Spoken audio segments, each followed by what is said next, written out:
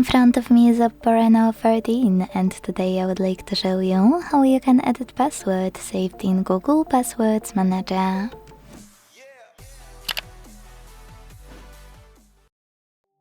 If you wish to update any passwords that autofill on your OPPO, here's how to do it.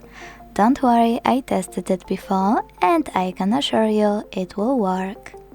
First, go into Settings. Then scroll to hit Google section. Now it's time to select all services and scroll down to click on Autofill with Google. Then hit Google Password Manager. And to change any password, just tap on it and enter your screen lock. Now hit Edit button next to the late one and change whatever you want to.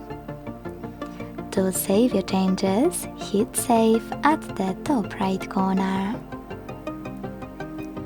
As you can see, mine was successfully changed. Thanks so much for watching. If you enjoyed this video, leave a like, comment and subscribe. Bye!